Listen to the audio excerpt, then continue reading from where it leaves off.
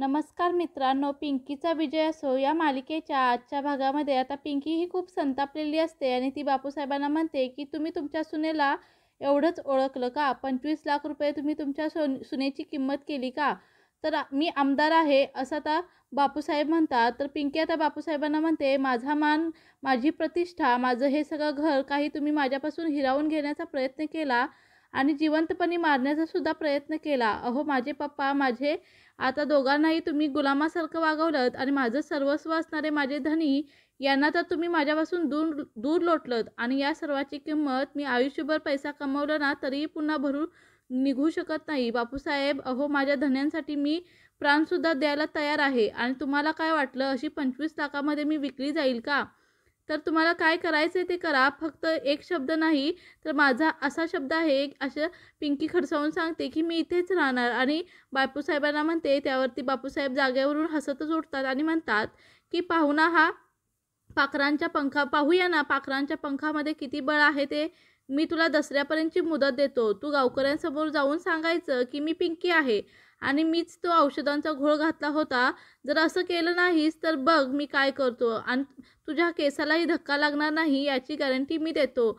आणि जर असं केलं नाहीस तर गावकरी तुला माहिती आहेत ना काय करतील, ठेचून ठेचून मारतील आणि तूच पाटलीन पाटलीन करणार. यावेळी मी तुला खात्रीने सांगतो की त्या पिंकी रागातच म्हणते, झालं का तुमचं स्वप्न रंगून? असेल तर सांगा.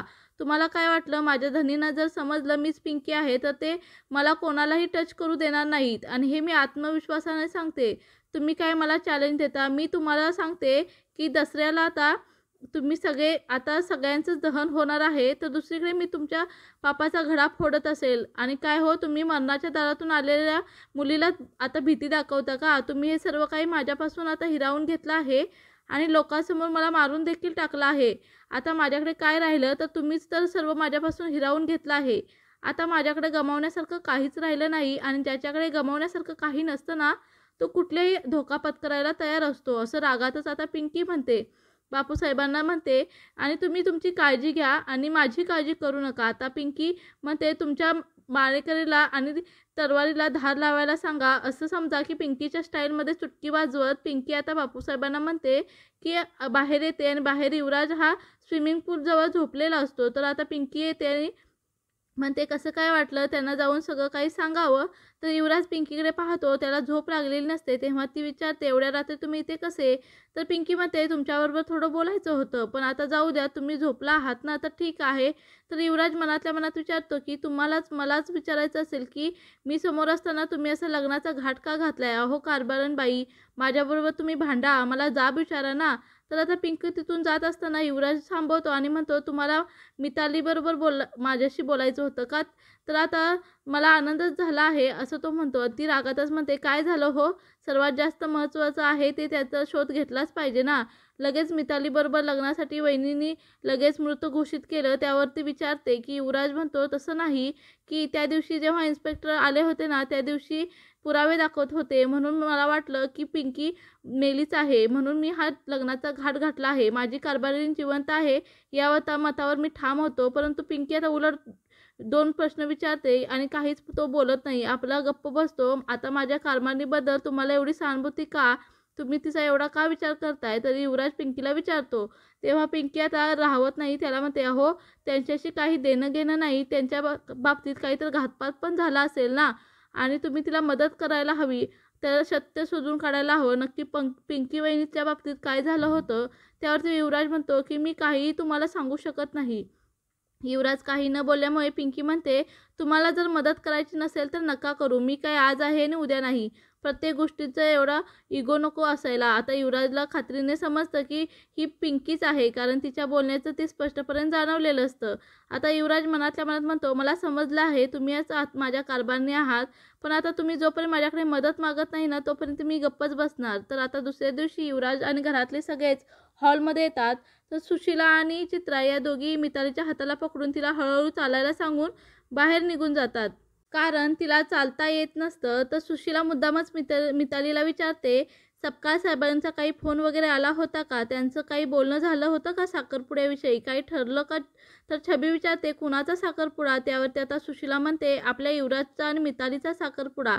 तर आता पिंकीला खूप वाईट वाटतं. सुशीला आता पुढे म्हणू लागते की आपल्या घरात युवराज मिताली आता लग्न करून येणार आहे. तर आता छबी म्हणते युवराजचा साखरपुडा होणार आहे का? बरं झालं असं म्हणून ती खूप खुश होते आणि आमच्या पियूबरोबर साखरपुडा उरकून टाका असं म्हणते. तेव्हा हे ऐकताना सर्वांना धक्का बसतो. युवराज आता पिंकीकडे पाहतच राहतो. तर सुशीला म्हणते की तिच्याबरोबर नाही, मितालीबरोबर होणार आहे. तर ती मला अजिबात आवडत नाही. ती सारखी सारखी युवी युवी करत असते आणि त्याच्या पाठी फिरते, ते मला आवडत नाही. आपली पियू किती छान आहे असं म्हणून छबी आता पिंकी आणि युवराजसाठी आता टाळ्या वाजवू लागते. तर आता सर्वांना राग येतो. सगळेजण तिच्याकडे रागातच पाहू लागतात. सुशीला आता रागातच पिंकीला म्हणते, तुला काही गरज होती या छबीला इकडे आणण्याची? आता तिला पटकन रूममध्ये घेऊन जा. त्यावरती नाही, मी इथेच बसणार आहे आणि आता गप्प बसते असं म्हणते. त्यानंतर आता सपकाळ साहेब येतात.